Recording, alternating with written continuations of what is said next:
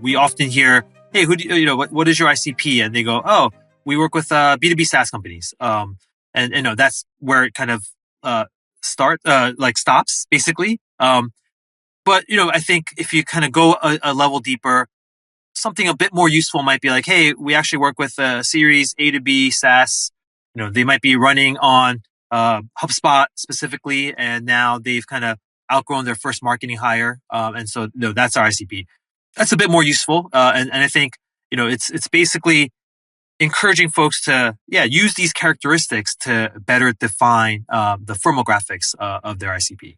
Yeah. And I think, within that description, like even words like, oh, we work in tech, that is like a broad categorization. There's like cybersecurity businesses, there's like dev tools, like consumer tech businesses, and like they're all very, very different from like how they operate and who they target and how you can service them. So it's like even like how deep can you get with, your definition that can help really narrow down that ICP. Yeah. And, just to that point, I think it's also a reflection of how expert you are by being able to, really define and kind of identify some of those sub niche categories. So, you think about, if it's, if you go, hey, we work with CPG, right? Which we've often talked about for one of our agencies, Barrel. But it's like, all right, within that, there's food and bev, but within that, it's really like, shelf stable products or something like that. And you can go even deeper because like, even along food and bev dimensions, there's a lot of different categories. And the more you realize it's like, all right, like, are you a distributor? Are you like, a food service business, or are you, what are you exactly? And it's like, there's so much stuff that you can kind of go into. And this goes back to ecosystem and like, it's going to inform where you got to show up. Awesome. Cool. So let's go into the next dimension, which is the buying trigger. So when is that ICP, the target, when are they ready to make a decision? So typically, we might see this in some industries as like, all right, there's a big funding round. So that's a trigger for them to engage in an agency like yours. Maybe they launch a new product line. Maybe there's a new like CMO or a new like executive at the company that joined, or they're going to do an expansion to a new region, or they're going to do a platform migration, or there's some kind of trigger in their business that's causing them to look outwards for an agency to support them. Yeah.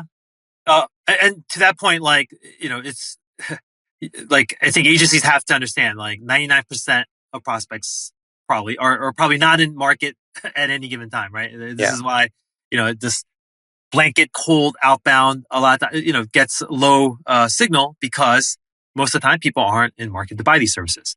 Mm-hmm. Yeah. So it's like, well, for all these triggers, right? It's like, what are the things that can help you, inform you when these things are happening?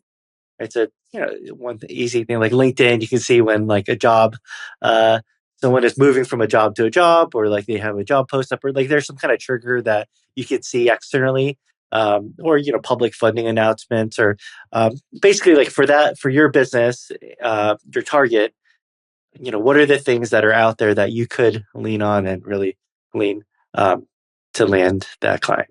Yeah. And that nowadays with some of these tools, automation tools out there, and you can get data piped into, your kind of outbound lists, for example. And so you can get kind of like, hey, this kind of CMO changed their job. That data can actually be used to enrich your list, or like, hey, we're following like a Crunchbase or some kind of funding, funding news source, and then piping that in. And so there's a lot of ways that these triggers can be very much a part of your, kind of go to market.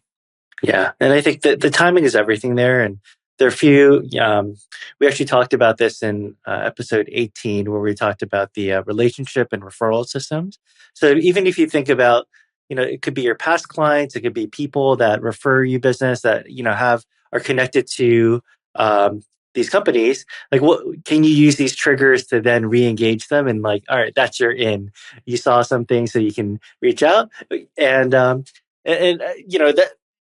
Someone who said no, like, you could have talked to someone like 6 months ago, and suddenly like there's this new thing that happened in their business that like makes it the right time, could change everything. Exactly. All right. Cool. Let's move on to the third dimension, which we call success definition. So this is all about what is the client trying to achieve, and a lot of I think agencies fall into this trap of being what we call agency oriented. So they're all about, hey, we do awesome work. We have great process. It's about us, right? You know, and instead of being client oriented. So this is more about, hey, what's the client trying to achieve? What does success mean for them? Where are they trying to go? And so I think it's this is all about flipping that orientation from agency to client, and then being able to put yourself in the shoes of the client and really think about what is it that moves the needle for them. Yeah, and I think this is another one where the buying trigger could actually be a hint at what their what they see as success. But I think ultimately it's really understanding for them, having a conversation, understanding what is the business outcome that they're hoping to achieve. Is it growing sales? Is it reducing costs? Is it expanding and going, we need to launch in this new region in the next quarter, like, is there a time constraint to it? So it's really everyone has a different reason why they need help, and this it's really important for you to figure that out early on in the process.